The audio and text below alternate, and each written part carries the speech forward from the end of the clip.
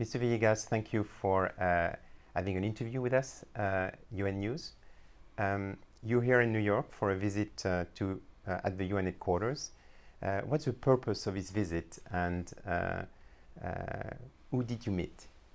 As President of the Human Rights Council, I have to present my report before the General Assembly, which is mandated, of course. But at the same time, this week, I had many meetings with different high-level officials of the UN. I'm meeting the Secretary General today, but I met with several high officials, the Special Rapporteur on the Prevention of Genocide and R2P, and of course all the administrative high officials of the UN. Because, you know, the Human Rights Council needs the support of New York and the UN system for its work. And at the same time, I did an outreach with universities. I gave a lecture in Columbia University. I met with NGOs. And also we had the different interaction with all the stakeholders, member states that are interested in the work of the Council, especially because this year has been a very challenging year, and we were in the spotlight on the discussions in Geneva. What's the state of human rights in the world? Would you say things are getting worse? Well, you will always have challenges of human rights, and of course, we are witnessing today 3 world-shaping events. And if you look at them, the effects of the pandemic, climate change, and a war with a world impact in the heart of Europe, those 3 world-shaping events have human rights all over it, before, during, and after. So yes, for those world-shaping events, you can say we are in bad shape. But if you look at the bigger picture, what is going on in different countries, in the Council, we can see how societies can find a way to evolve and look at human rights issues in a different way.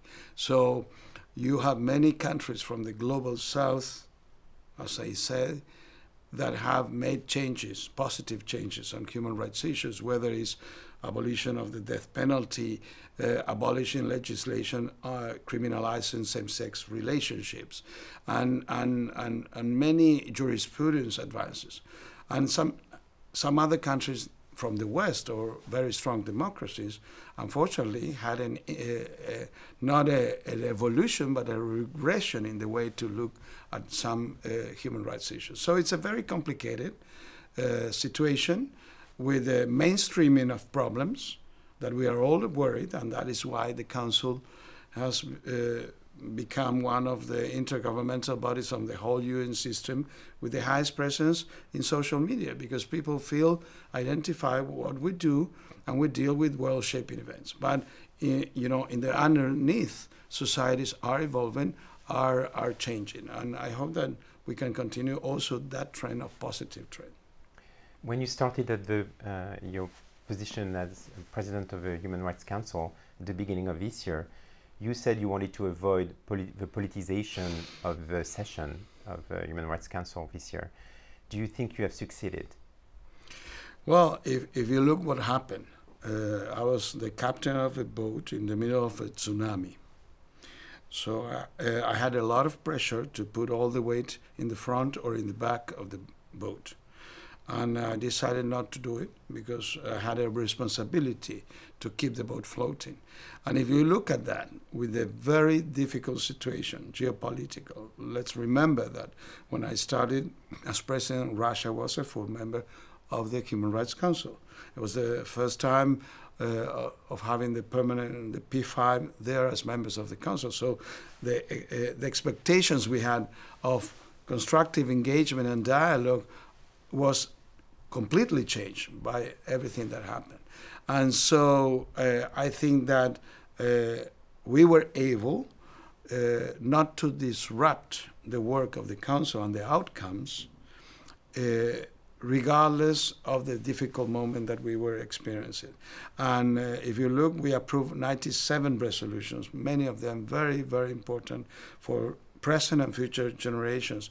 We appointed this first special rapporteur on climate change and human rights. We approve investigative mechanisms. We approve new issues of human rights on, the impact of human rights of new military technologies, cyberbullying, and so what I mean is, I think that the glass is half full, not because we have an excellent cooperation and dialogue ambiance. That's not true. But it's half full considering the risks we had at the beginning of the year. If we hadn't had this strong commitment to keep dialogue on, the Council could have been at great risk. And I think we were able to avoid that. 10 months after starting as President of the Human Rights Council, what are you proud of achieved? What did you have achieved, according to you, during these 10 months? Well, first is what I just said, avoid a complete disruption. Second, I think that I'm very proud that on gender parity, I had a specific decision that I decided to have, a message on independent experts, for example. The ones I proposed to the Council, 23 of them, 70% were women, and sometimes I did not follow the recommendation that I had of, the consultative group in order to choose a woman, because I think that, if half of humanity are women and we deal with human rights issues all over the world, I think it's very important to achieve gender parity in the independent mechanisms. Also, the idea of outreach. When I found out how many people identify to what we do, sometimes, we need to give accurate information on what we do, and sometimes social media acknowledges what we do, but without the deep information. So I decided to have a strategic public diplomacy outreach of what we do, talking to think tanks, traveling several places, universities, and lectures in every place we go. And at the same time, we were able to have an outreach to children and the next generation. For the first time, we had a experience, which is bring your children to the Council Day. And the children, 200 children, took over the Human Rights Council and had a session, approve a resolution, and talk about their worries on the future, on technology and human rights, and many other issues. So I think I'm very proud of that. And of course, the way we faced and we responded to very significant crisis is also important. While the Security Council was paralyzed here in New York in relation to the Russian aggression to Ukraine, 4 days after that, in Geneva, the Human Rights Council decided to have an urgent debate and approve a historic commission of inquiry on the investigation of the violations by an overwhelming majority. So that also, I'm proud that we were able to have those debates, to have those achievements that the international community needed. Mr. Villegas, thank you for coming to our studio for this interview with UN News. Thank you very much. Thank you for the opportunity.